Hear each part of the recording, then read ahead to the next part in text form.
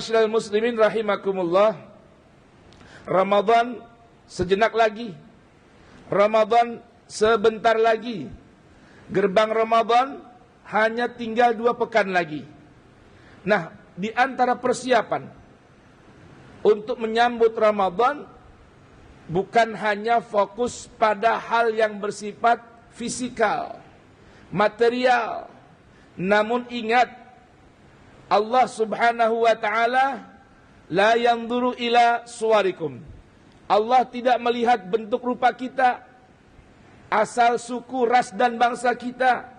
Namun yang Allah pandang, Allah yanzuru ila qulubikumul lati fi sudurikum.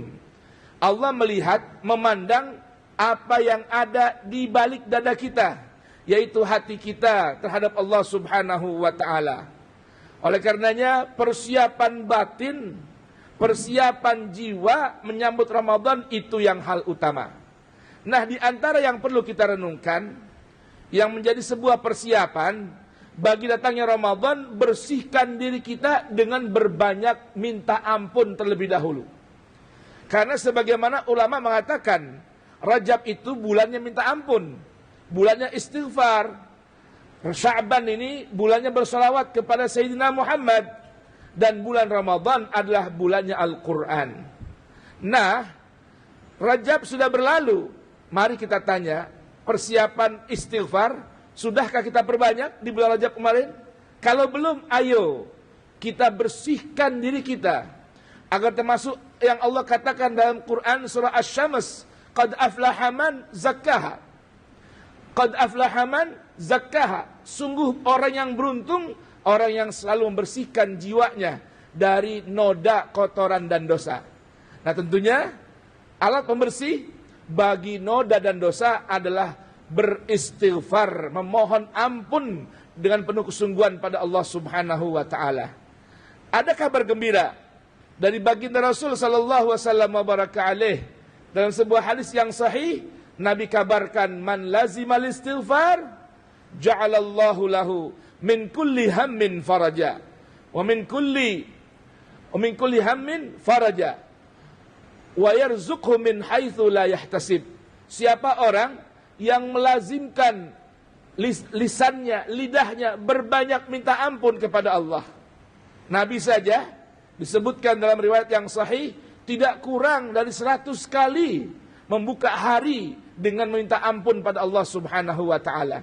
Belum lagi di waktu sahar, belum lagi di kala mau tidur, menjelang tidur. Maka mari, kata Nabi, orang yang suka melazimkan istighfar, mengucap astaghfirullah, astaghfirullah, maka kata Nabi sallallahu alaihi wasallam, Allah jadikan dari segala gundah gulana, keluh dan kesah, dijadikan oleh Allah subhanahu wa ta'ala kelapangan dada, dan ada solusi setiap jalan kehidupannya, dan Allah bukakan pintu rezeki dari banyak arah yang ia tidak kira. Ma'asyiral muslimin rahimakumullah. Di kesempatan khutbah yang singkat ini, hanya sekedar 15 hingga 20 menit saja, izinkan khatib membacakan ada 10 buah manis dari faidah banyaknya kita beristighfar. Dan 10 hal ini dikutip dari ayat-ayat suci Al-Quran. Artinya 10 buah manis ini akan kita raih bila kita melazimkan berucap istighfar sehari semalam sebanyak mungkin. Dan buah ini pemberitahuan langsung dari Allah subhanahu wa ta'ala. Ma'asyiral muslimin rahimakumullah. Yang pertama, dari faidah buah manis yang akan kita rasakan dari berbanyak istighfar, Allah beritahukan dalam Quran suratul Anfal ayat ke-33. Allah berfirman, "Wa ma kana Allah mu'adzibahum wa hum yastaghfirun." Apa kata Allah? Wa ma kana Allah, mustahil berlaku bagi Allah. Artinya tidak mungkin berlaku, mustahil berlaku. Apa itu? Mu'adzibahum, Allah menurunkan azab, menumpahkan bala memberikan bala bencana, malapetaka pada satu kaum. Wahum yastaghfirun, selama kaum tersebut selalu melantunkan astaghfirullah, astaghfirullah, astaghfirullah wa natubu ilallah. Jadi kalau kita, namanya kehidupan kita nggak tahu. Semua orang nggak kepingin ada kecelakaan di jalanan, nggak ingin terjadi rumahnya kebakaran, asetnya hilang. Maka lindungi, bentengi, jaga dengan memperbanyak ucapan astaghfirullah. Ini yang pertama. Yang kedua, dalam Quran surat Hud ada 3 kali Allah beritahukan tentang buah manis yang akan diraih bagi setiap hamba Allah, saya dan Anda, yang suka melantunkan ucapan istighfar, permohonan ampun pada Allah.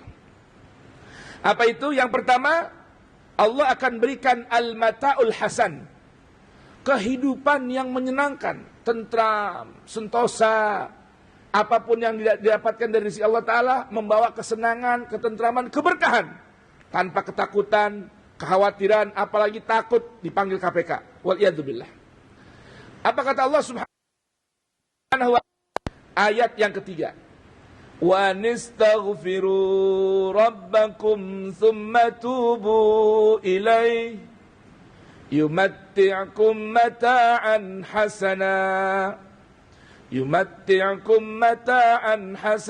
ila ajalin musamma.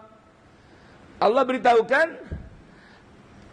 orang yang suka melakukan 2 perkara: beristighfar yang dawam, merutinkan bertaubat, minimal dengan lisannya, mengucap astaghfirullahaladzim wa atubu ilaih, atau ucapkan rabbighfirli warhamni wa tub alayya, rabbighfirli warhamni wa tub alayya. Allah akan berikan sebuah balasan di dunia ini, hidupnya tenang, nyaman, dan menyenangkan.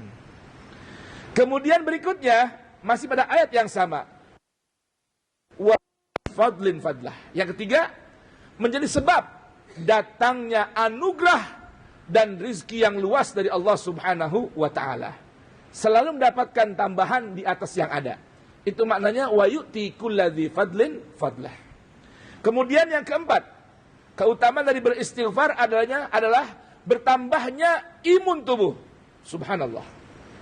Biar gak mudah lelah, gak mudah capek, suplemen yang paling agung datang dari Allah Subhanahu wa ta'ala adalah berbanyak istighfar. Makanan yang halal, yang thayyib, itu berpengaruh. Tapi ada pemberitahuan dari Allah Ta'ala, kalau orang suka melazimkan istighfar, Allah beritahukan dalam Quran surah Hud ayat 52, wa yazidkum quwwatan ila quwwatikum. Allah akan berikan tambahan kekuatan fisik, imun tubuh, sehingga tidak mudah sakit. Subhanallah. Berikutnya, pemberitaan Allah Subhanahu wa ta'ala terdapat dalam Quran surat Nuh, surat ke-70, mulai ayat 10, 11 dan berikutnya. Yang kelima, dari buah manis istighfar adalah tentunya yang paling utama ini, mukaffirudz dzunub, penghapus dosa-dosa. Mata kita sulit terjaga dari dosa, telinga kita sulit menjaganya dari dosa. Maka sebanyak bilangan dosa, perbanyak itulah gantinya dengan berbanyak istighfar. Maka Allah Subhanahu wa ta'ala akan tutup dan hapuskan dosa-dosa kita dengan berbanyak istighfar. Quran surat Nuh, Allah Subhanahu wa ta'ala berfirman, menceritakan apa yang dilakukan oleh Nabi Nuh alaihissalam. Dia berkata, berpesan pada kaumnya dan pengikutnya, faqultu astaghfiru rabbakum innahu kana ghaffara. Wahai umatku, wahai kaumku, perbanyak oleh kalian minta ampun kepada Tuhan kalian. Karena apa? Allah itu di antara namanya ada Ghaffar, Ghafir, dan ada Ghafur. Arti Ghaffar adalah Allah yang maha pengampun dengan sebanyak-banyak ampunan. Dengan berulang-ulangnya dosa, dengan banyaknya dosa, maka Allah beritahukan, Ana Ghaffar, Aku adalah zat yang maha banyak memberikan ampunan dan banyak berulang-ulang menuangkan ampunan. Sebanyak bilangan dosa yang berulang-ulang dan sebanyak bilangan dosa yang sering dilakukan, Allah akan berikan ampunan selama lisan kita selalu mengucap astaghfirullah innahu kana ghaffara, astaghfirullah innahu kana ghaffara, astaghfirullah innahu kana ghaffara. Berikutnya, faedah yang keenam. Allah beritahukan dengan berbanyak istighfar, yursilis sama alaikum midrara. Allah akan turunkan hujan, hujan yang membawa manfaat dan hujan yang bukan memberikan musibah. Ada hujan, turun lebat, tapi subhanallah jadi bencana bagi sebagian orang. Namun dengan diiringi istighfar, hujan yang turun akan menjadi hujan yang bermanfaat untuk umat sekalian. Tanah yang kering kerontang, tandus menjadi hidup. Pohon yang disiram menjadi membawa keberkahan, panen raya yang bagus. Bukan banjir yang akhirnya membawa seluruh harta manusia hilang di bawah air yang begitu deras. Baik, berikut istighfar Allah beritahukan, wa yumdidkum bi amwalin. Allah akan berikan dua imdad. Apa itu imdad? Imdad itu kalau bahasa simpelnya saat ini adalah Allah ikut turun tangan. Dia kata-kata maddal yad, menjulurkan tangan, mengulurkan tangan, menolong dan ikut campur dalam dua urusan. Yang pertama, al-imdad bi amwalin. Allah ikut campur dan turun tangan dalam mengelola harta kita. Subhanallah. Urusan harta ditolong oleh Allah. Allah ikut turun tangan, jabatan, pangkat, kedudukan. Yang kepengen punya pangkat tinggi, jabatan tinggi, dan membawa keberkahan, berbanyak istighfar kuncinya. Yang kedua, urusan banin, anak dan keluarga.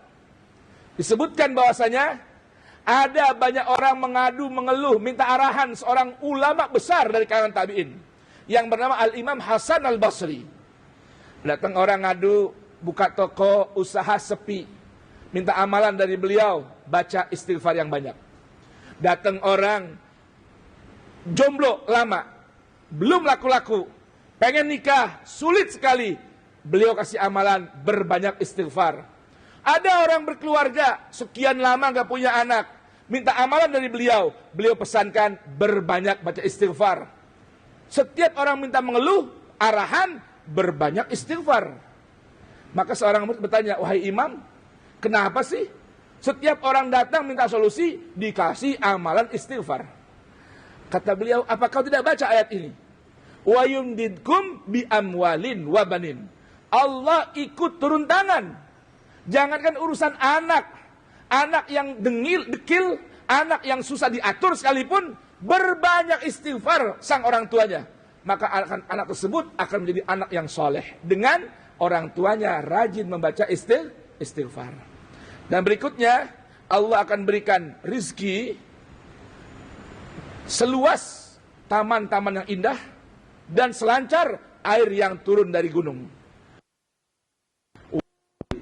Wa yaj'al lakum anhara.